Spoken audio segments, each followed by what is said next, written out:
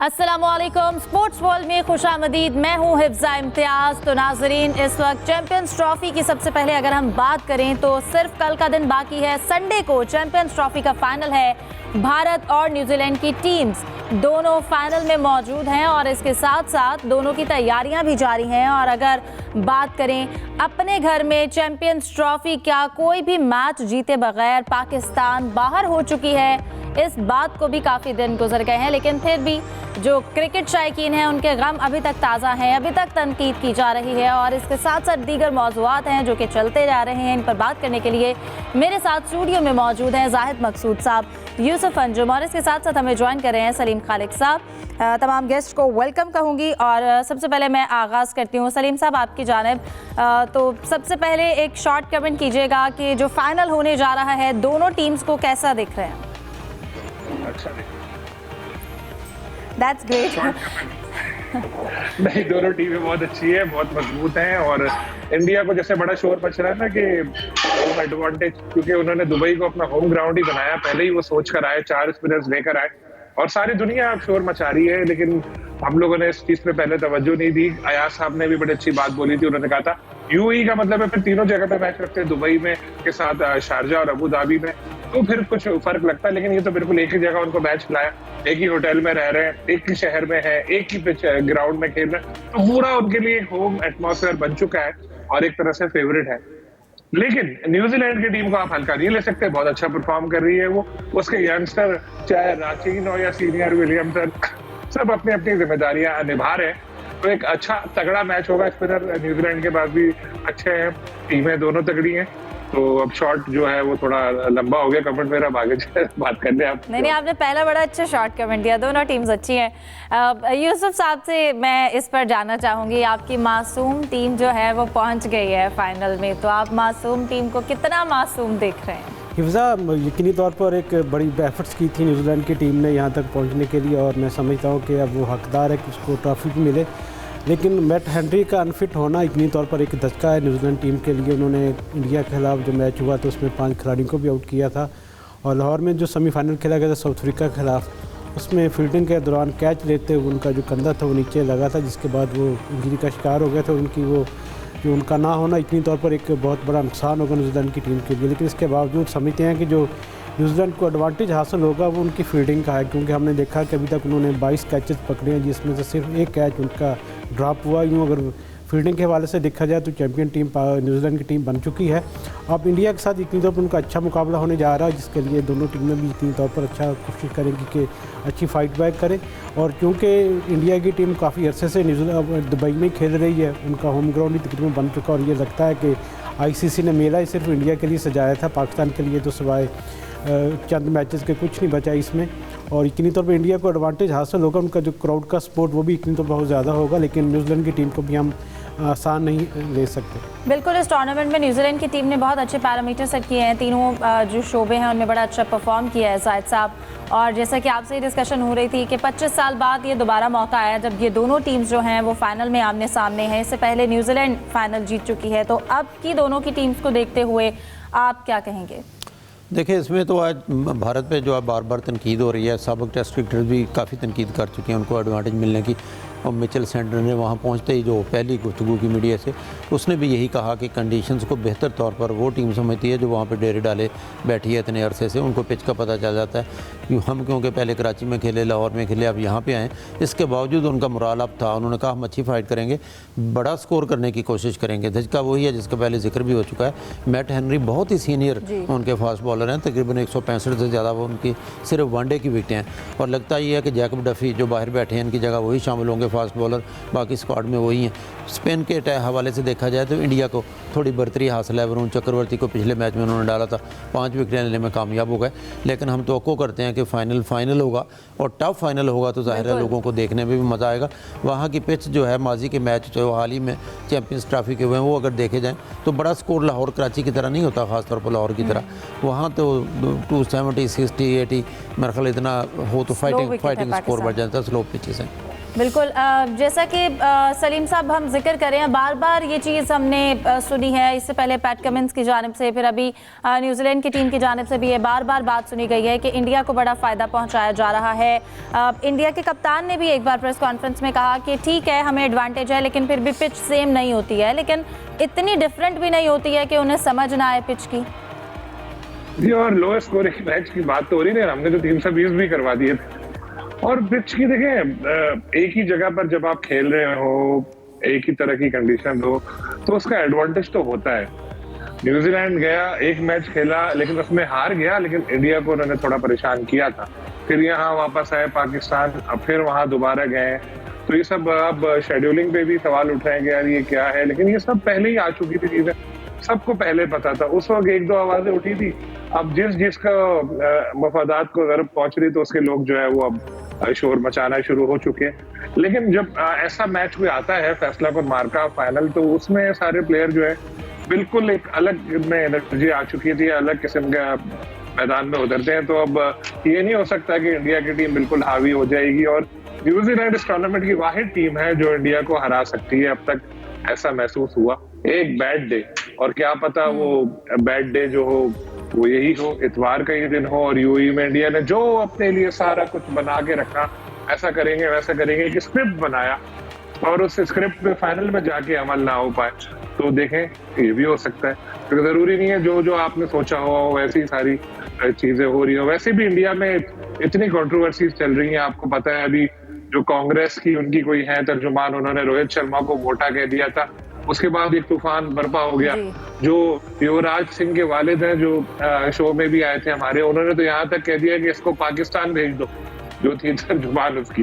फिर अभी ये मोहम्मद शमी के हवाले से वो हुआ कि उन्होंने जो रोजा नहीं रखा हुआ था, और उसके बाद ये भी बड़ी डिस्कशन चल रही है, ग्राउंड में ही वो पानी पी रहे थे, मशरूब पी रहे थे, पानी पी रहे थे, जिसपे काफी क्रिटिसिज्म आया। और क्योंकि ऐसा होता रहता है क्रिकेट में कि चलो कोई खिलाड़ी खेल रहा है, अगर उसने रोजा नहीं रखा, लेकिन वो इस तरह खुलेआम कैमरे के सामने है, जब उसको पता होता है सारे कैमरे, तो वो नहीं करता। पाकिस्तान में कुछ खिलाड़ी भी मिस करते थे, लेकिन इस तरह नहीं करते थे। लेकिन बहुत सारे पाकिस्तानी खिलाड़ी, जैसे यूनुस खान का मुझे पता है, और भी कुछ प्लेयर्स हैं ऐसे जो रोजे रख के पूरे दिन बैटिंग भी करते थे। खैर ये उनका अपना पर्सनल मामला है, लेकिन मैं इस हवाले से आपको बता रहा हूँ कि इंडिया में आजकल ऑफ द फील्ड इस तरह की बातें चल रही हैं, और अगर इंडिया की टीम हार गई तो आप देखिएगा क्या तूफान बर्पा होगा, क्या क्या चीजें निकल के सामने आएंगी। बिल्कुल यूसुफ साहब जैसे कि बात कर रहे थे इंडियन टीम की, हमने बाकी सारे कप्तान ने या बाकी क्रिकेटर ने अगर इस चीज़ पर तनकीद किया है कि सेम पिच है, इसके साथ साथ डेविड मिलर उन्होंने भी बड़ा अच्छा परफॉर्म किया, बट उनको जो शेड्यूल था, हमने पहले भी प्रोग्राम में जिक्र किया, उनको भी ट्रैवलिंग शेड्यूल के ऊपर भी थोड़ा सा इशू था कि हम पहले गए, और जब इंडिया के साथ फाइनल के हवाले से शेड्यूल तय हुआ तो फिर हमें नेक्स्ट डे आना पड़ा। बेशक 6 घंटे की फ़्लाइट नहीं थी, तो शेड्यूलिंग के भी काफ़ी मसले देखे हमने। देखिए ये सारी चीज़ें आईसीसी ने पहले से तय की थी, और सब टीमों को पता था कि कौन सी टीम ने किस वक्त वहाँ पे ट्रैवल करना है। तो उस हवाले से ये कहना अभी यकीनी तौर पर एतराज़ तो किया जा रहा है, और ख़ास तौर पर क्योंकि आईसीसी चैंपियन ट्रॉफी का जो सेमीफाइनल था उसका अभी तक फैसला नहीं हो पाया था कि कौन सी टीम कहाँ खेलेगी, और उसके बाद फाइनल किस टीम ने वहाँ खेलना, इसलिए मजबूरी में सारे कुछ हुआ है। और यकीनी तौर पर एतराज़ टीमों का हक बजाना है वो करने में कि उनको ये सफ़र की जो थकावट ये भी हुई, और इंडिया को ख़ास तौर पर फ़ायदा हुआ क्योंकि वो एक ही जगह पे एक ही वेन्यू पे खेल भी रहे थे और रुके भी हुए थे। तो पिचेस भी उनके लिए इतनी ज़्यादा मददगार ही रखी कही जा सकती है, क्योंकि एक ही विकेट पर खेलना बार बार उनके मैचेस हो रहे थे, जबकि जो बाकी टीमें थी उनको सफ़र की थकान के साथ साथ मुख्तलिफ पिचेस पर भी खेलना पड़ रहा था। यकीनी तौर पर आईसीसी को उम्मीद की जा सकती है कि आइंदा जो इवेंट्स होंगे इसमें टीमों के एतराज़ के बाद यकीनी तौर पर इस चीज़ को हल करेंगे कि ऐसा मामला दोबारा। इसकी बुनियादी वजह तो इंडियन टीमें बनी है ना, कि इंडिया ने पाकिस्तान आने से इनकार किया, तो जाहिर है हाइब्रिड मॉडल पे कहीं ना कहीं पीसीबी को भी पैचअप करना पड़ा। फर्स्ट टाइम तो पीसीबी के किसी चेयरमैन ने स्टैंड लिया था, तो और क्या करते, फिर जाहिर है नो डाउट ये पहले से स्केड्यूल तय था, लेकिन प्लेयर्स ज़हनी तौर पर तैयार नहीं होते। अब डेविड मिलर ने जिस सेंस में बात किया, एक तो आप उसकी इनिंग्स देखें ज़रा कैसी थी, साउथ अफ्रीका हार रहा था, उन पर ड्यू थी एक बड़ी इनिंग्स, और उन्होंने आखिरी गेंद पे 2 रन लेके अपनी सेंचुरी भी मुकम्मल मुकम्मल की, फास्ट तरीन यानी तेज़ तरीन सेंचुरी का उन्होंने 2023 का रिकॉर्ड भी तोड़ा। उन्हें दुख तो अपनी जगह पे होना ही था और उनकी बात बिल्कुल बजाय कि कभी वो कराची खेलें, फिर वो दुबई गए और रात को 4-5 बजे वहाँ पहुँचे, शाम को अगले दिन 7 बजे फिर वो लाहौर आ गए। तो ये तो खुद भी डेविड मिलर ने भी कहा, बेशक 1.5-2 घंटे की फ़्लाइट थी, लंबी फ़्लाइट नहीं थी, लेकिन उससे थकावट होती है, आपकी तो जो कॉन्सनट्रेशन लूज़ होती है।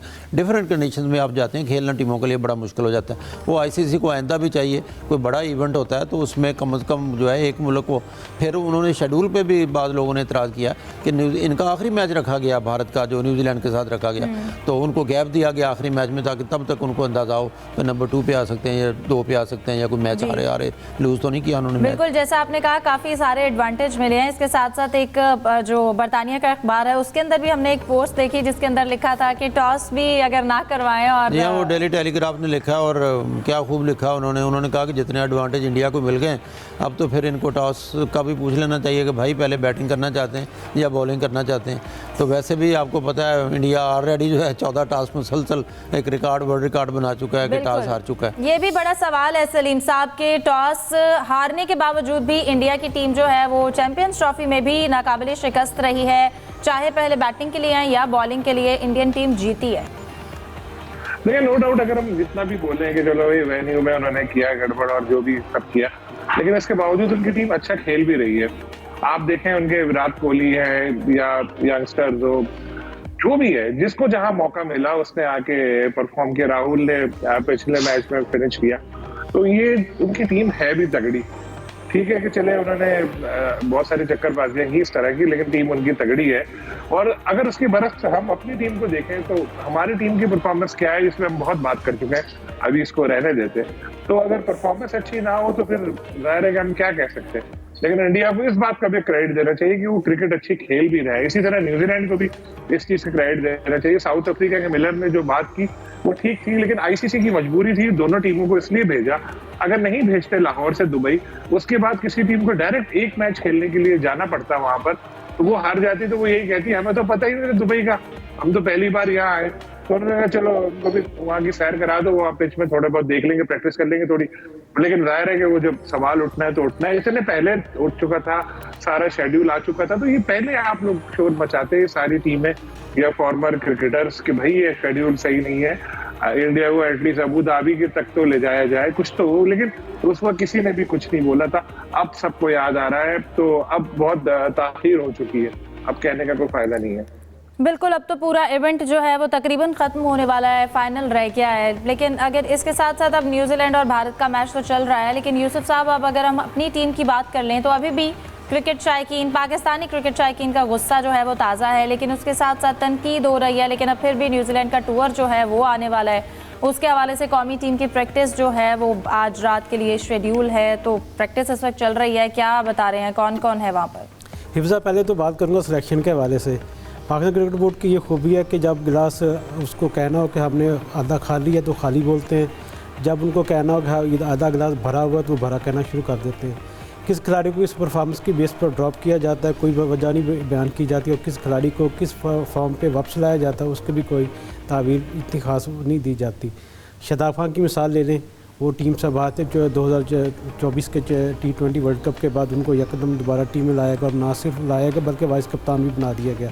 अब्दुल्ला शफीक के हवाले से हर बंदा कह रहा था कि उनको टीम में लिया जाए ट्रॉफी में, चैम्पियन ट्रॉफी में, लेकिन नहीं लिया और कहा कि उनकी फॉर्म अच्छी नहीं है। तो अब किस फॉर्म पे उनको लाया गया, ये सिर्फ सिलेक्शन कमेटी एक नया तजर्बा करने जा रही है, और बहुत से सवालात अभी तक सिलेक्शन पर बाकी हैं। और जहाँ तक बात रही है पाकिस्तान टीम की T20 की ट्रेनिंग के हवाले से, तो ट्रेनिंग आज रात 9 बजे उसका पहला सेशन है। आज के 4 रोज़ का ये ट्रेनिंग सेशन होगा, जिसके बाद कौमी टीम 12 तारीख को वहाँ पे रवाना होगी, और वहाँ पर 5 T20 हैं, 3 वनडे मैचेस हैं। और समझते हैं कि पाकिस्तान क्रिकेट बोर्ड एक नया तजर्बा करने जा रहा है, दोबारा नौजवान खिलाड़ियों को मौका दिया गया है। अब ये नौजवान खिलाड़ियों पर मुनसर है किस किस्म की परफॉर्मेंस वहाँ पे देते हैं, लेकिन अच्छे की उम्मीद नहीं है। सही। मैं ज़रा जाहिद साहब की जानिब आती हूँ, थोड़ी मायने खेज हंसी हंस रहे हैं, क्या वजह है? नहीं, मैं तो हंस रहा था, यूसुफ साहब कह रहे थे, उन्होंने न्यूजीलैंड का भी बता दिया कि अच्छी खबर नहीं आएगी। नौजवान खिलाड़ी हैं, उनको टाइम तो देना कि वहाँ वो किस किस्म की परफॉर्मेंस दिखाते हैं। जी, पहले तो हम तनकीद करते थे कि सीनियर्स को बाहर बैठाएं और नौजवानों को शामिल करें। अब हम अभी से ये कहना शुरू कर दें कि वहाँ पे अच्छी रिपोर्टें नहीं आएंगी। हो सकता है न्यूजीलैंड भी अपने चंद सीनियर्स को आराम दे और न्यूजीलैंड ये फाइनल जीते और वो भी नौजवान खिलाड़ियों को मैदान में उतारे। चलें, एक्सपीरियंस तो होगा वहाँ पे। और ये एक्सपीरियंस करने में क्या हर्ज है कि पाकिस्तानी टीम न्यूजीलैंड जा रही। बिल्कुल, एक्सपीरियंस भी है, बातें भी बहुत सी होती हैं। जैसे इसके साथ साथ जाहिद साहब, अभी अगर ये भी बात सामने आ रही है, हमने सुना है इस वक्त नसीम शाह, बाबर आजम, रिजवान इस वक्त उम्रा अदायगी के लिए सऊदी अरब में मौजूद हैं, लेकिन उसके बाद जो बाबर आजम के वालिद हैं उन्होंने एक ट्वीट किया है जिसका बड़ा हमने चर्चा सुना है, पिछले दिनों से ही चलता आ रहा है और उसके पर सब अपनी अपनी राय दे रहे हैं। आप इस पर क्या राय रखें? देखिए, माजी में भी कई दफ़ा ऐसा हुआ है जब बाबर आजम पे थोड़े से ज़्यादा बुरे दिन आए हैं तो उनके वालिद साहब जो है ना कोई ट्वीट कर देते हैं। अच्छे दिनों में वो ज़रा खामोश रहते हैं। उनकी ट्वीट की ख़ास बात तो यही थी जो अभी उन्होंने कहा था कि मैं इसका, थोड़ी सी बातें उनकी नई भी थी कि मैं ही इसका पहला कोच हूँ, मैं ही आखिरी कोच हूँ। तो इस पर भी काफ़ी तनकीद हुई कि अगर आप आखिरी कोच हैं तो इसकी वो ख़राबियाँ तो दूर कर दें जिसकी तरफ सुनील गावस्कर, मोहम्मद यूसुफ और बहुत से प्लेयर इशारा कर चुके हैं। और फिर ये ट्वीट करके, क्योंकि बाप जब ट्वीट करेगा उसके अपने जज्बात तो यकीनी तौर पर होंगे, लेकिन जब इतना प्लेयर जिसको इज़्ज़त दी है तो ज़ाहिर है वहाँ पर लोग मायूस भी होते हैं कि इसकी परफॉर्मेंस अच्छी नहीं है, तनकीद। हाँ, अलबत्ता उनकी एक चीज़ से मैं इत्तफ़ाक़ करता हूँ जो उन्होंने कहा है साबिक़ टेस्ट क्रिकेटर से इशारतन, जिनका उन्होंने नाम नहीं लिया, कि अल्फाज का चुनाव सोच समझ कर करें। उस चीज़ के तो हम भी हक़ में हैं कि जब तनकीद करें तो अल्फाज का चुनाव तो वाकई सोच समझ कर होना चाहिए। बाकी तो ज़ाहिर है तनकीद तो होगी, प्लेयर अच्छा नहीं खेलेगा तो ये कैसे पॉसिबल है कि फिर भी सर माथे पर बिठाएँगे। हाँ, लेकिन महज़ब अंदाज़ इख्तियार करना चाहिए, टेक्निकल उनके जो खिलाफ हैं वो बताने चाहिए और फिर मेरा ख्याल है ज़रूरत शायद ना पड़े और बाबर आजम के बाप को भी करने की ट्वीट। बिल्कुल, तनकीद करें लेकिन अपने लफ्ज़ों का चुनाव जो है वो बेहतर रखें। सलीम साहब, ज़रा आपकी जानिब आऊँगी। प्लेयर्स ने घबराना नहीं है, रिजवान ने तसल्ली दी प्लेयर से गुफ्तगू करते हुए, फिर उनकी कुछ ये खबरें बाहर आई हैं तो मुखबरी हुई है, तो आप इस हवाले से क्या बताएंगे? आप क्या मुखबरी करेंगे इस हवाले से? पहले तो मैं ये उस पर बात करूंगा बाबर आजम के जो वालिद साहब हैं इनके हवाले से। देखें, बाबर आजम के वालिद साहब, खुशी जो होती है उसमें भी जाहिर साहब होते हैं, वो नजर आ रहे होते हैं। वो तो इंग्लैंड, अमेरिका, सब जगह अपने बेटे के साथ जाते हैं और नजर आते हैं। नो डाउट उन्होंने बड़ी मेहनत की है अपने बेटे को।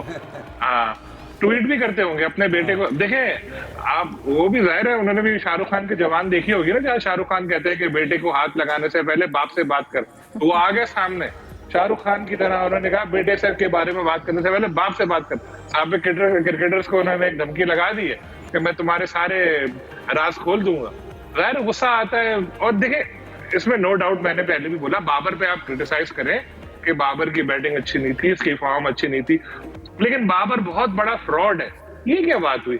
ये कोई कहने की बात है जो शोएब अख्तर साहब ने कही थी या दूसरे खिलाड़ी इस तरह कहते हैं? देखिए, हसद भी बाबर के साथ बहुत होती है ना, तो जो सबको मौका मिल रहा है अब अपनी हसद निकालने का भी। लेकिन मैं अभी भी यही कहता हूँ, बाबर बहुत बड़ा प्लेयर है और अभी इस वक्त हमारे पास कोई ऐसा प्लेयर भी नहीं है जो 50% बाबर के बराबर हो। अब मैं आता हूँ आपके सवाल की तरफ। वो मुखबरियां तो बहुत होती हैं, जैसे लेडीज के बारे में मशहूर है कि औरतें जो हैं वो गॉसिप्स करती हैं, लेकिन यकीन माने कि जो मर्द हैं, हम लोग आप लोगों से ज्यादा गॉसिप्स कर रहे होते हैं। ऑफिस में यहाँ हो गया, वहाँ हो गया। शुक्र है आपने मान लिया, ऑन एयर लिखा जाएगा। बिल्कुल। अब क्रिकेट में भी देखिए यही होता है ना, क्रिकेट में ये जो प्लेयर्स होते हैं ना, अब वो हर्डल जो होती है, जो मैच के बाद वो एक गोल दायरे में खड़े होते हैं, उसमें तो वही प्लेयर होते हैं ना जो प्लेइंग 11 में होते हैं। उन्होंने क्या बात की वो जाके सेलेक्टर्स को बता दी, तो उनमें से ही किसी ने मुखबरी की ना कि रिजवान कह रहा था आज कि हमें तो कुछ नहीं होगा और तुम सारे जो है ना कोच और सेलेक्टर्स बाहर हो जाएंगे। अब पता नहीं रिजवान की ये बात कितनी बढ़ा चढ़ा के आगे बताई, लेकिन उस सेलेक्टर ने, जिनका नाम मुझे पता है, उस मीटिंग में जो जायजा मीटिंग थी वहां पे ये बात छेड़ दी कि जी ऐसा हुआ है और ये तो ऐसा कह रहा था, शायद अपनी पोजीशन बचाने के चक्कर में क्या है। लेकिन जाहिर है इससे थोड़ा फर्क है इस बात पे कि यार ये इस तरह की बातें करें। लेकिन सलीम साहब, आपको क्या लगता है इसी वजह से रिजवान जो हैं वो अभी टीम में शामिल नहीं किए गए? नहीं, तो इसमें वन ऑफ द छोटा रीजन हो सकता है, लेकिन सिर्फ टोटली हम ये नहीं कह सकते कि ये वजह। थोड़ा गुस्सा आ गया होगा सुन के आला हुकाम को ये बात कि भाई इस तरह से बोला, लेकिन टोटल ये नहीं हो सकता। मैंने रिजवान से कांटेक्ट किया तो रिजवान ने मुझे बताया था कि वो मक्का में है आज, तो बात हमारी नहीं हो सकी, लेकिन मैंने उनसे यही पूछने के लिए, तस्दीक के लिए किया था, हमारी बात नहीं, बस मक्का में है, वो उन्होंने इतना ही बताया था। लेकिन साथ में इसी मीटिंग में एक शाहीन आफरीदी के हवाले से भी बात हुई थी कि शाहीन बात नहीं मानता। टीम मैनेजमेंट के एक साहब हैं, उनको शाहीन से अल्लाह वास्ते का बेर है, बहुत ज्यादा उनके पीछे पड़े रहते हैं, मुख्तलिफ चीजें उनकी पकड़े रहते हैं कि इसने ऐसा कर दिया, इसने वैसा कह दिया, इसने ये कर दिया, वो मतलब लगे रहते हैं पीछे। अब उन्होंने शाहीन को बोला कि तुमने ना ये बॉल नहीं करनी। अब जाहिर है मैच में कभी कभी हो जाता है, आप थोड़ा चेंज कर लेते हैं, तो उन्होंने कहा वो बात नहीं मानता, हालांकि बात तो मानते।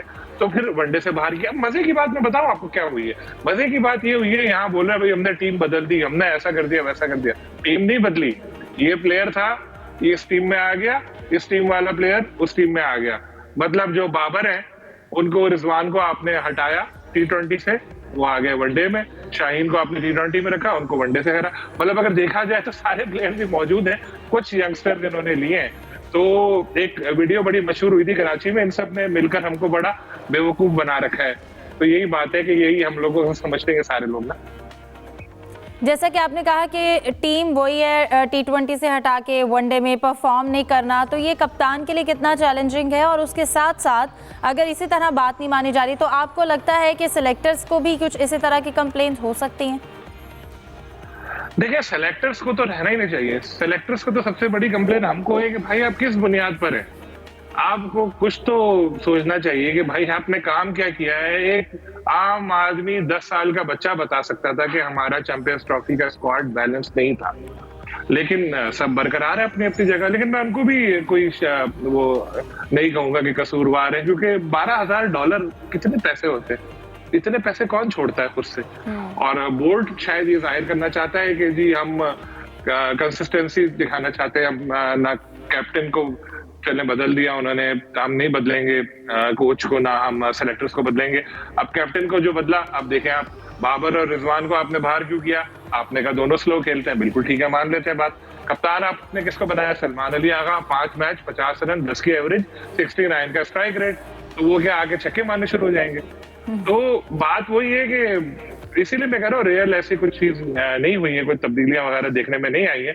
अब ये एक ग्राउंड बनाया गया है, अब अल्लाह न करे न्यूजीलैंड में नताइज अच्छे नहीं रहे तो बोलेंगे यंग बच्चे थे यार, गए खेलने, सीखने का मौका मिला उनको बहुत। अरे भाई कब तक सीखते रहेंगे, कब जीतना भी शुरू करो। यहाँ पर बांग्लादेश और ये लर्निंग प्रोसेस जो है काफी लंबा हो गया, इसको थोड़ा सा उसको प्रैक्टिकली भी जो सीखा है अपनी गलतियों से उसको जरा बताएं क्या सीखा है और उसको इम्प्लीमेंट करें। डिस्कशन को कंटिन्यू रखते हैं, एक ब्रेक के बाद हमारे साथ रहिए।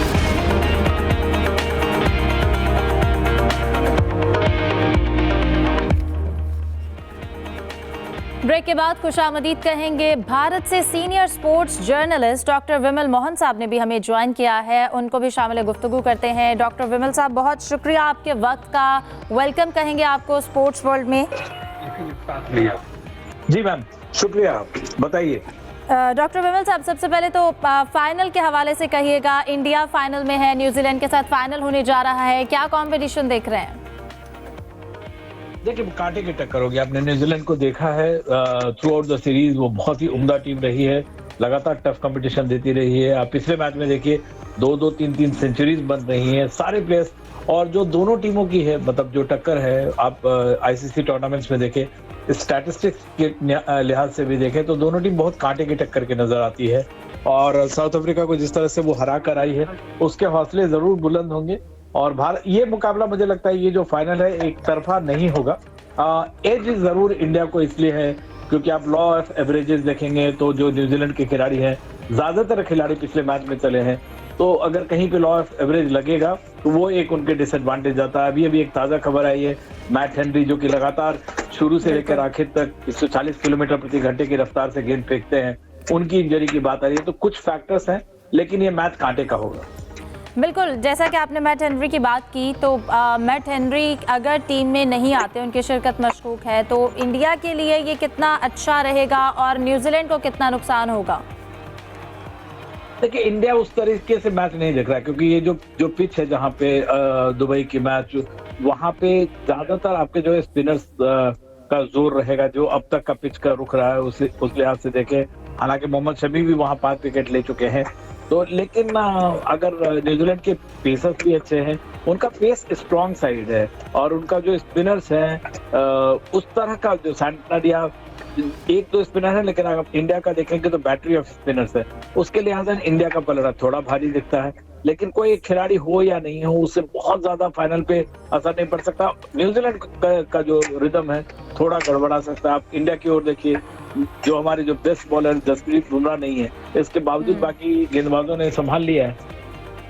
अच्छा, अब आपने पिछले मैच में इंडिया की टीम ने 4 फास्ट बॉलर्स के साथ उन्होंने जो है वो टीम प्लान बनाया था, स्ट्रेटजी उन्होंने ली थी, तो इस बार क्या लगता है, इस बार भी फास्ट बॉलर्स के साथ ही जाएंगे या कुछ चेंजेस लगता है कि होंगी? फास्ट बॉलर नहीं, स्पिनर्स तो थे हमारे उसमें, लेकिन जो मुझे नहीं लगता कि प्लेइंग 11 को अगर कोई गड़बड़ नहीं हुई है, वरुण चक्रवर्ती जैसे अगर स्पिनर है आपके पास, रविंद्र जडेजा है, तो कुलदीप यादव हैं, और सारे जो वैरायटी ऑफ स्पिनर हैं, अक्षर हैं, तो ये सारे अलग अलग, मतलब सबका स्पिनिंग एबिलिटी, रिवॉल्व जो करते हैं, या फ्लाइट है, या हार्ट है, मतलब कितना करेज है, वो सबका डिफरेंट है और सबकी वैरायटी अलग है। ये बहुत बड़ी बात है। इंडिया इस तरह का वनडे टूर्नामेंट्स में कभी भी 4 स्पिनर्स को लेके पहले कभी नहीं खेलता, तो ये एक बहुत बड़ा चेंज है। और लेकिन इस चेंज को देखिए, रोहित शर्मा को आप देखिए, पिछले 4 फाइनल को वो लगातार, मतलब टेस्ट फाइनल में आए, वनडे फाइनल में आए, T20 का उन्होंने खिताब जीता, अब ये चैंपियंस ट्रॉफी में, तो टीम के हौसले जाहिर तौर पे बुलंद हैं, एक बेहतर लीडरशिप के साथ जा रही है, तो टीम में मुझे नहीं लगता कि कोई बाहर का कोई फैक्टर है उनको डेविएट कर रहा है, वो बहुत ही स्ट्रांग मोराल के साथ जा रहे हैं, और इसलिए मुझे लगता है कि थोड़ा एज है। लेकिन ये न्यूजीलैंड को ये कहना कि कॉम्प्लेसेंसी रहेगी और वो टीम खराब है, ऐसा आप नहीं कह सकते हैं। वो आपने लगातार उनका प्रदर्शन देखा है, इसलिए एक अच्छा रोमांचक फाइनल होने की मैं उम्मीद कर रहा हूँ।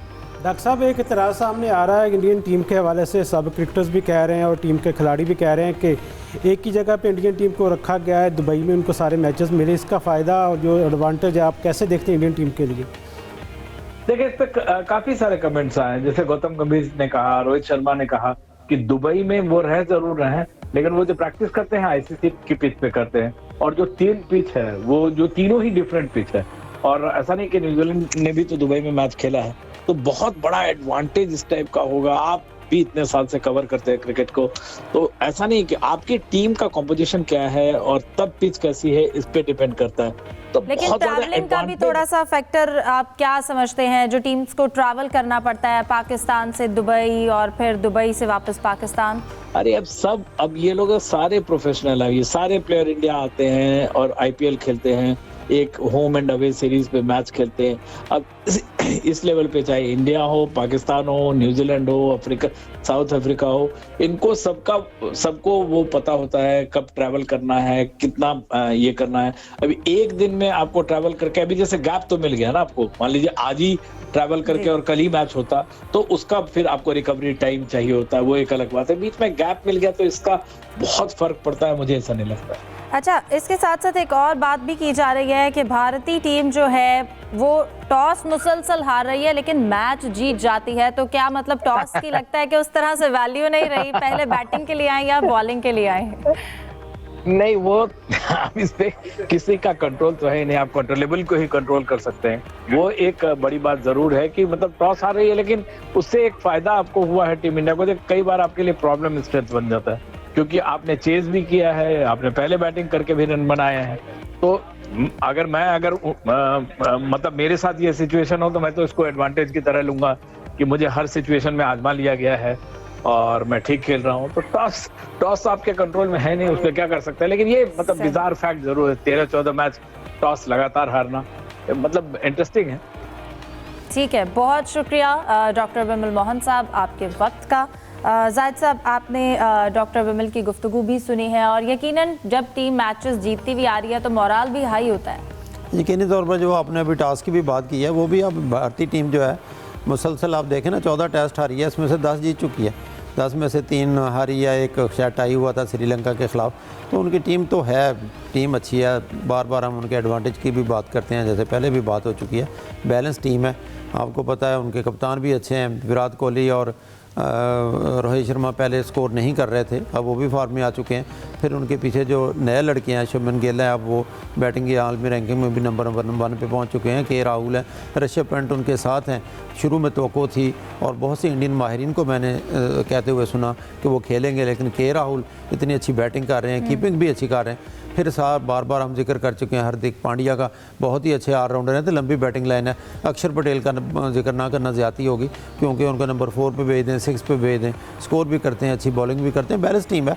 तजर्बे के लिहाज से जडेजा बहुत ज़्यादा विकेटें नहीं ले सके, लेकिन वो भी आपको पता है बैटिंग भी अच्छी करते हैं, बॉटिंग भी करते हैं, लेकिन तंग कर सकती है न्यूजीलैंड की टीम। आपको बताऊँ, मैट हेनरी का ना होने का यकीनी तौर पर नुकसान होगा टीम को। एक एक्सपीरियंस स्टाफ का जो है ना वो बॉलर नहीं है, लेकिन मेरा ख्याल है कि यही बेहतर टीम थी कि यही आती और इंडिया के खिलाफ फाइनल में आमना सामना होता। बिल्कुल इसी कॉम्बिनेशन के साथ, मतलब मासूम टीम इतनी भी मासूम नहीं है, थोड़ा टफ जो कंपटीशन है वो कर सकती है।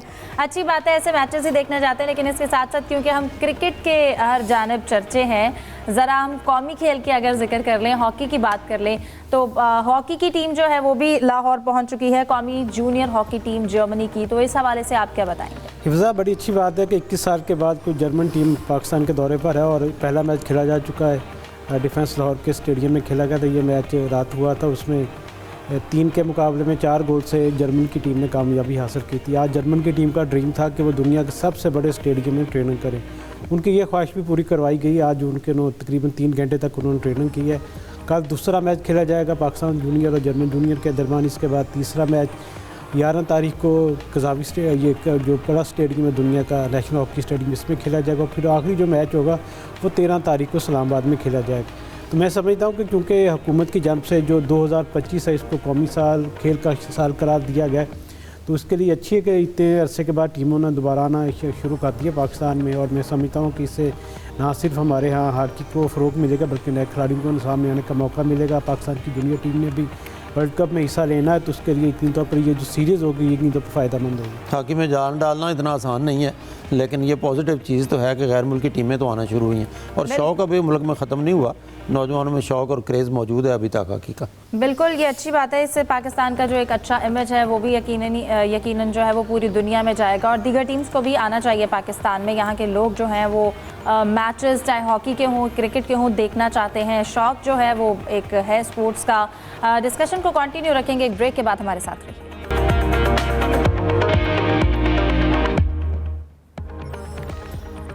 ब्रेक के बाद खुशामदीद। सलीम खालिक साहब, आपकी जानिब आना चाहूँगी। राशिद लतीफ़ साहब की भी एक स्टेटमेंट सामने आई है जिसमें उन्होंने जो 90 के दहाई के क्रिकेटर्स हैं उन पे कहा है कि इनको इस तरह से बात नहीं करनी चाहिए। दुबई बॉयज़ की लफ्ज़ इस्तेमाल किया गया है, कहा टीम मैनेजमेंट से दूर रखें इन क्रिकेटर्स को। तो आप क्या समझते हैं इस स्टेटमेंट को? उनको ये ऐसी स्टेटमेंट देनी चाहिए थी? देखिए, आजकल पता नहीं क्या हुआ, 90s के जो क्रिकेटर्स हैं उनके खिलाफ काफी सारे क्रिकेटर्स बोलने लगे। राशिद लतीफ का स्टेटमेंट, उन्होंने दुबई बॉयज नहीं, एक्चुअल वर्ड उनका कुछ और था, लेकिन थोड़ा अच्छा नहीं लगेगा स्क्रीन पे जो उन्होंने कहा। नाम नहीं लिया था उन्होंने, लेकिन इशारे सारे वसीम अकरम और वकार यूनुस के तरफ ही उन्होंने किए थे कि जी ये लोग जब तक क्रिकेट खेलते थे आपस में लड़ते रहते थे और अब जब क्रिकेट छोड़ दी एक दूसरे की तारीफें करते रहते हैं। जो टीवी शो चल रहा है दुबई से, उस तरफ उनका इशारा था और वही उन्होंने कहा 90s के जो लोग हैं छोड़ दें। फिर मोहम्मद हफीज ने भी एक टीवी शो में यही बोला कि 90s के जो क्रिकेटर्स हैं उन्होंने कोई आलमी टाइटल नहीं जीता, 92 में तो जीता था, उसके बाद की उन्होंने बात की। तो ये आजकल एक चल रहा है सारा ऐसा मामला जो है, क्योंकि अब जो नए क्रिकेटर्स हैं उनके ऊपर तनकीद कर करके थक गए, बाबर, शाहीन, सब पे अब तो सब नई टीम भी बन गई है। तो उन्होंने कहा चलो पुराना एक शुरू कर दें, लेकिन इससे हो ये रहा है कि लेकिन उससे हो ये रहा है कि पूरी दुनिया में ना लोग हंस रहे हैं हमारे ऊपर।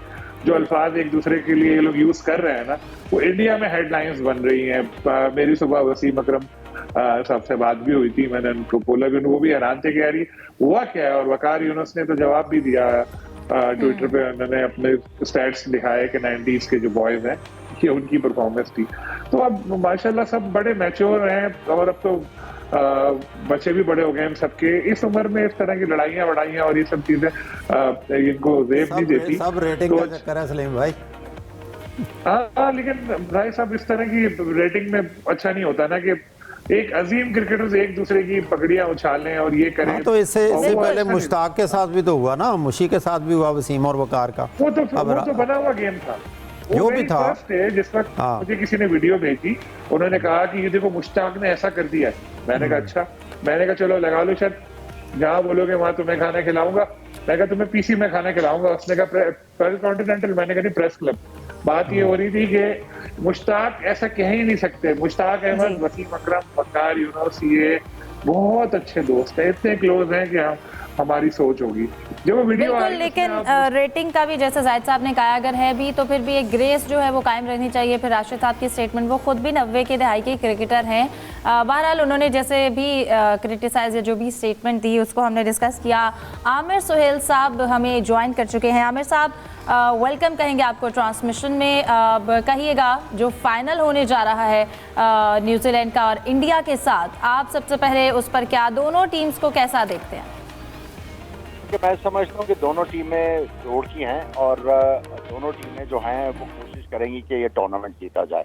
और मैं समझता हूँ कि न्यूजीलैंड जो है वो ज़्यादा जान मारेगी क्योंकि उन्होंने ऑलरेडी इंडिया के साथ मैच खेला हुआ है और उनको कंडीशंस का भी पता है। और जो पिछले मैच में उन्होंने मिस्टेक की थी जिसकी वजह से वो जीत नहीं पाए, मेरा ख्याल है इस दफ़ा वो बेहतर तैयारी करके आएंगे और वो ज़्यादा डिटर्मेंट होंगे जीतने के लिए, क्योंकि काफ़ी अरसे से ये आईसीसी जो टूर्नामेंट्स हैं उसमें ये सेमीफाइनल फाइनल में आके ये इस दफ़ा वो आके जान मारे, मतलब इंडिया को मेरा ख्याल है बहुत ज़्यादा टफ है। आमिर साहब, मैट हेनरी के बारे में कहा जा रहा है कि उनकी शिरकत मशकूक है, क्या लगता है न्यूजीलैंड को इसका कितना नुकसान हो सकता है? देखिए,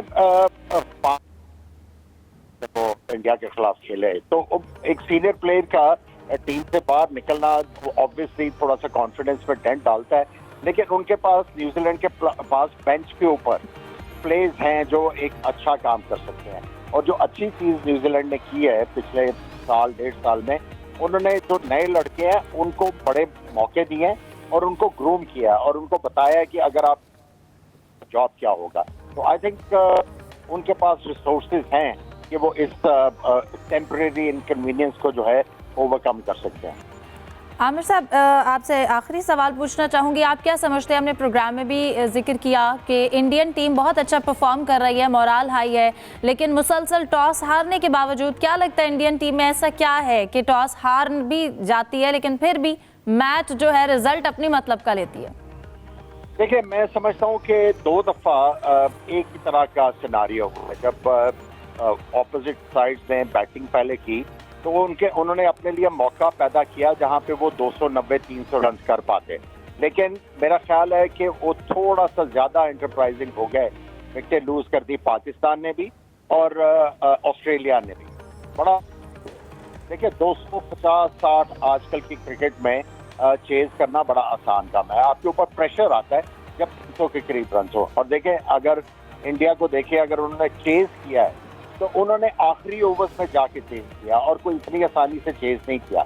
तो आई थिंक टॉस तो वाइटल होगा और इंडिया की टीम जो है वो कंफर्टेबल है डिफेंड करने में रादर देन चेजिंग। ठीक है, साबिक टेस्ट क्रिकेटर आमिर सुहेल साहब, प्रोग्राम को आपने वक्त दिया, आपका बहुत शुक्रिया। जाते जाते यूसुफ साहब आपसे कमेंट लेना चाहूँगी, तो आप फिर अपनी मासूम टीम के साथ हैं फाइनल में? जी बिल्कुल, न्यूजीलैंड टीम ये फाइनल जीतेगी। और जाहिद साहब, आप टफ कंपटीशन तो सब देखना चाहते हैं, लेकिन फिर भी अब तो दोनों टीम्स अपनी नहीं है, एक तो सेलेक्ट कर ही सकते हैं। देखें, दिल तो न्यूजीलैंड के साथ है, लेकिन अगर परफॉर्मेंस की बात करें तो इंडियन टीम की परफॉर्मेंस बेहतर है।